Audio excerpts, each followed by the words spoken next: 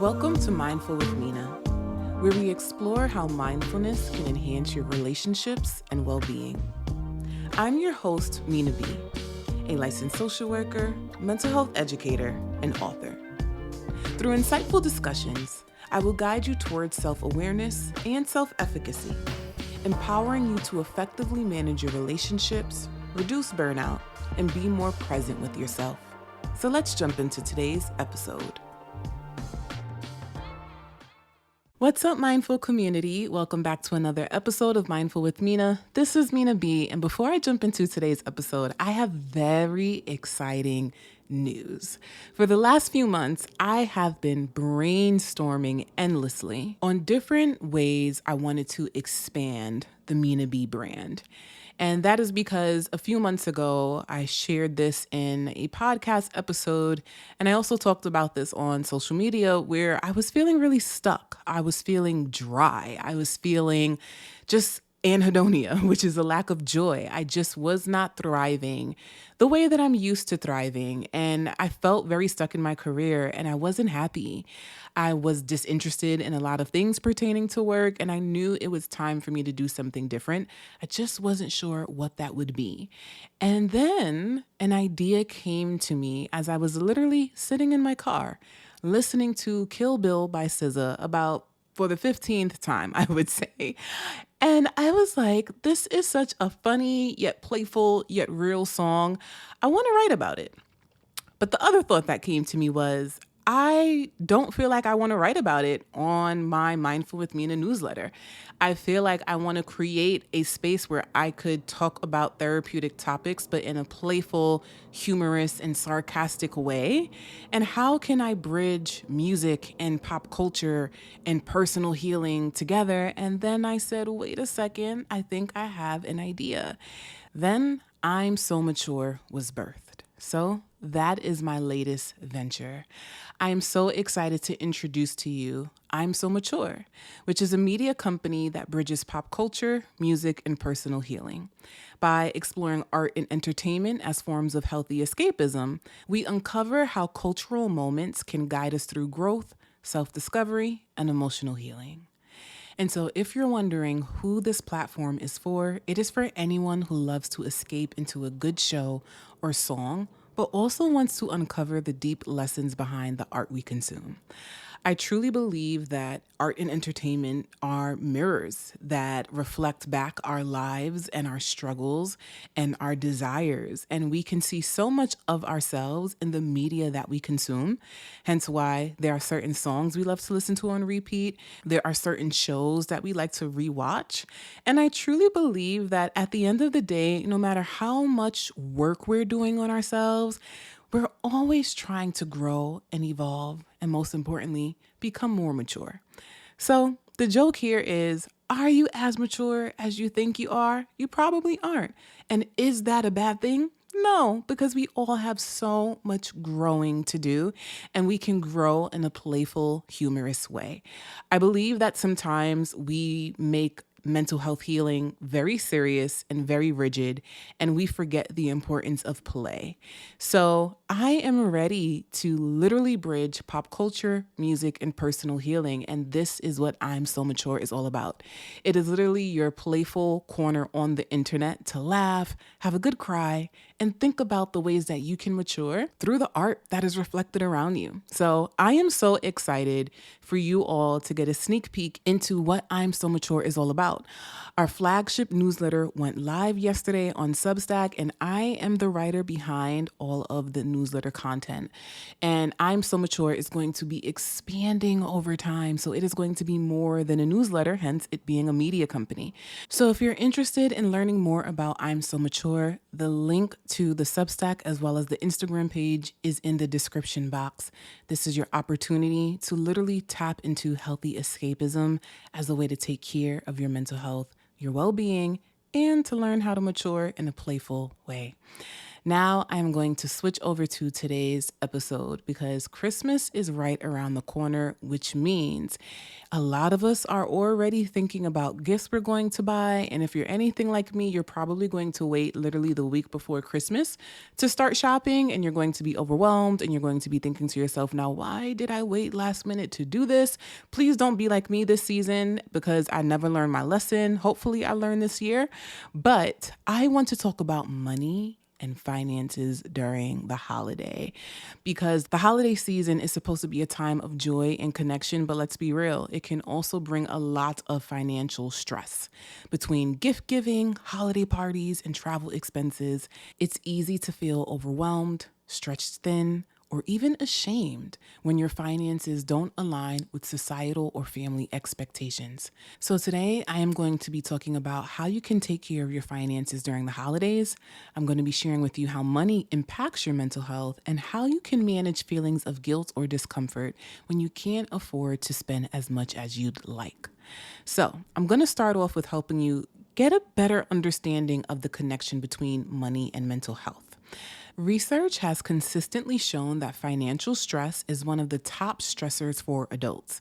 Hence, finances is often one of the number one things that impacts adult relationships, not just romantic ones, but sometimes it can even impact platonic ones and family relationships. According to the American Psychological Association, 65% of Americans report that money is a significant source of stress in their lives, even outside the holidays. During the holiday season, the stress can compound. You might feel pressure to buy the perfect gifts, host extravagant events, or travel to see loved ones, all of which can leave you feeling stretched financially and emotionally. So here are some ways that financial stress can show up in your mental health, and I want you to be thinking about if you have been experiencing this so far during this season. The first one is anxiety and overwhelm. It is when you are constantly worrying about making ends meet or how to pay for holiday expenses. Now, remember, research shows that even outside of the holidays, people experience significant stress around money. So you may not only experience anxiety or overwhelm during the holiday, this can be an everyday thing. This can be an every 2-week thing when you realize you're living paycheck to paycheck, or you might realize you have so much debt that the money that you're making is not helping you pay off your debt. There can be so many things that's causing you anxiety. So I want you to be thinking about how often you feel anxious. And now that it is December, I want you to be thinking about, has your anxiety increased the closer we get to Christmas? The next thing is guilt and shame. People tend to feel inadequate when they can't afford to spend as much as others. And I truly believe that in American society, we have been taught to associate our finances with our worth. And that tends to be the reason why a lot of people have guilt and shame when they can't spend a lot of money, because it makes them feel like a bad person. It makes them feel less than. It makes them feel like they are not worthy because of a lot of the messages that we hear around money. So I want you to be thinking about your emotional experience when it comes to money and how you feel about yourself, your self-esteem, your sense of self, your self-worth. Do you find yourself experiencing a lot of guilt and shame around the things that you can or cannot afford? And how does that make you feel about yourself? What scripts do you say to yourself? What thoughts do you have about yourself compared to other people? Another one is avoidance behaviors. So this is a common thing when people are experiencing financial stress. Sometimes people will ignore their bills, they would avoid conversations about money, or sometimes they'll even overindulge in other areas like eating or drinking or just doing other things to cope with the fact that they're dealing with financial stress. So I want you to be thinking about the different ways that you engage in avoidance behaviors when it comes to money. Another thing is strained relationships. Money stress can also lead to tension with family or friends or even your romantic partner, especially if expectations are high or if there's a lack of communication about financial boundaries or even financial expectations. So if you're experiencing any of these things, I want you to know that you're not alone. I also want you to know that there are ways to navigate this season more mindfully when it comes to how you spend your money or even manage your money. The first step to managing your holiday finances is setting clear boundaries. This is about being realistic with yourself and others about what you can and cannot do financially. And you have to remember, you are responsible for your finances. No one else can dictate what you can or cannot do financially. That is up to you. So you have to be very mindful. You have to use discernment when it comes to what you spend. So the first thing that you need to do is create a budget. Sit down and look at your finances. Decide how much you can afford to spend on gifts, travel, or holiday activities without putting yourself in debt. Be specific. Set limits for each category, like gifts, food, decorations, travel expenses, whatever it is, be specific and also be realistic. If you're not great at budgeting, this can also be a great time to work with a financial advisor to not just help you before the holiday season starts, but it can also be helpful to plan for the year of 2025. I would assume that if you're experiencing financial stress now, you want to mitigate that and you want to figure out how to manage it so that you don't start the year off with debt or just starting the year off with the stress that you're experiencing right now financially. So, like I said, if you can't budget the way you feel like you should be budgeting, this is a time where you can work with a professional. The second thing you want to do is communicate your boundaries. Let loved ones know what you can and can't do this year. To use myself as an example, I am not the type of person to participate in the whole white elephant gift giving thing because I have so many nieces and nephews and godchildren, y'all, that I have a lot of people to spend money on. So I just have to be realistic with my finances. And I have to be realistic about who I want to prioritize when it comes to giving gifts. So I am the type of person who generally likes to opt out of those like little white elephant gift giving things or just little made up things that people do as a form of celebrating the holiday season in a fun way. It's just like, listen, I really don't want to participate in that. I'm just being very, very honest with y'all. And that is something I communicate with my friends where I let them know, like, listen, if you're having a holiday party for the friends or if you're doing anything related to that and there's going to be like some sort of white elephant gift giving type of thing going on, I really don't feel like participating in it because I have other priorities this year. And so communicate what you can or can't do. And also do not feel guilty for not wanting to participate in certain things. Remember, you have to figure out what your priorities are. And if you are going to be buying gifts this season, you need to prioritize who you're buying gifts for. The next thing is to be creative with gifts. If your budget is tight, consider alternatives like homemade gifts or even experiences or thoughtful cards. I know for me, I love a nice little handwritten card or a playful card. As an adult, I really don't expect much from my friends or even my family. For me, the holidays is really about giving to the children, but everyone approaches it differently. And if I am giving a gift to an adult, I make sure it's something very, very specific to their need, or I just try to think of something that is very thoughtful. I have friends who have dogs, for example, and I'll get their dogs a little gift. Like it's something sweet, it's something playful, and it's not something that's going to require too much of me financially. So think about how you can be creative with your gifts this year. But the last thing I want to share with you is that you're going to have to learn how to say no to certain things. It's okay to decline invitations or opt out of gift exchanges if they don't align with your budget. As I said earlier, those little white elephant parties and whatever it is that other people do in your circle that you realize, you know what, this is going to cost a lot, or this is just something I don't want to factor into my budget, it is okay to let people know. It is okay to decline invitations. It's also okay to say to someone, right now, this holiday season, I am not taking in guests or I can't travel because of my finances or whatever reason you want to share. So remember, your financial health matters more than keeping up with traditions that cause you stress. Now I want to shift gears a little because I want to talk about guilt, since this is a big one. Many of us feel guilty when we can't spend as much as we'd like on loved ones, or when we have to say no to holiday plans. But here's the thing, your worth is not tied to how much money you spend. So here are some strategies that I want you to be thinking about when it comes to managing those feelings of guilt. The first thing that you need to do is shift your perspective.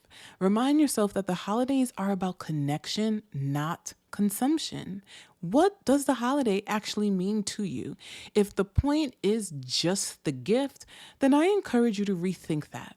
Your presence, thoughtfulness, love, care, friendship, nurture, all of that, those things really should mean more to the people that you truly care about and vice versa. So the gift is a bonus, in my opinion. But again, everybody gets to approach how they view the holidays in whatever way works for them. But I want you to be thinking about, is this really about money and material items? Or is it about love and connection and really having a sense of gratitude for the people in your life? The second thing I want you to do is practice self compassion. Talk to yourself the way you would a friend. If your best friend was feeling guilty about not being able to afford expensive gifts this holiday season, what would you say to them? You probably would say, "It's okay. I actually don't need anything from you." Or, "It's okay. That doesn't change how I feel about you and this friendship." So, what would it look like for you to offer yourself the same kindness? And what would it look like for you to imagine that your friends and certain family members might actually have the same concept as you, where it's okay to them if you don't get them something big or extravagant or even anything at all this holiday season? The next thing I want you to do is reframe your giving. Instead of focusing on what you can't do, think about what you can give.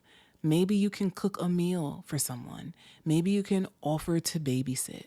Maybe you're a service provider and you can offer a service. Maybe you have a skill like baking or crafting or knitting, whatever it is, and that is what you can do. That is what you can offer. So again, this kind of goes back to being creative, but this also goes back to recognizing that sometimes we get focused on the negative, that it overrides the positive. There are unique ways to give to people. So remember that. Now, the last thing I want to share is to recognize external pressures. Much of the guilt we feel comes from societal or family expectations. So take a moment to question those pressures. Are they realistic? And if they are they fair? Because there are going to be people in your life who do demand things from you. And at the end of the day, if you can't give it to them, they need to work through their feelings of disappointment, okay? So remember that when you can't give to someone, when you can't show up a certain way, and people throw tantrums about it, people act in an emotionally mature manner regarding that, that is their stuff. Do not take it personal. So do not allow people to guilt trip you into doing things that you just can't do. Because the same way you have to honor your limitations this season, other people have to honor that there are going to be times where they just don't get anything. And when I used to work in early Head Start, sometimes one of the things we would say to the children is, you get what you get and you don't get upset. And so sometimes that applies to adults. You get what you get and you don't get upset. And if you don't get anything, guess what? If you do get upset, you have to work through those feelings of anger. That ain't my job. That's your job. Okay? So remember that. So now I want to shift gears a little bit and I want to give you some actionable tips to keep your finances and your mental health on track this holiday season. The first recommendation is to stick to a cash only rule. Use cash or a debit card instead of credit to avoid overspending and putting yourself in debt. When the money's gone, it's gone. That means it's time to wrap it up because Christmas shopping is over, okay? So stick to a cash only rule. The second thing I want you to do is shop early and strategically. So if you know you'll need to buy gifts, start as early as possible. Again, do not be like me. Do not wait until the week before or a few days before. Try to start as early as you can to take advantage of sales or even to spread out your spending. Now, this is for my parents. Set expectations with your kids. It's okay to explain to your kids that this year might look differently. Focus on experiences rather than material gifts. For example, can you bake cookies together? Can you watch a holiday movie together? Can you just do something as a family to let kids know that this year we can't fill the Christmas tree with so many gifts, but we want to focus on experiences as a family and also let kids know that even if they do get gifts, you have a budget. And so you can't surpass a certain amount of money. Remember, as a parent, when you are fostering your child's mental health, you're also teaching them self-compassion. You're teaching them how to have compassion for other people by being honest with them about what you can or can't do and helping them deal with their big feelings in response to that. That helps them to be more compassionate when it comes to the needs of others and understanding other people's circumstances, because young children, they can be very entitled entitled, but that's because they're small. They haven't fully grasped the world and they haven't fully grasped certain concepts when it comes to money and what it means to not get what they want. So start early and set those expectations. The next thing I want you to do is avoid impulse purchases. Holiday marketing is designed to make you spend more money. So take a moment to pause and ask yourself, do I really need this?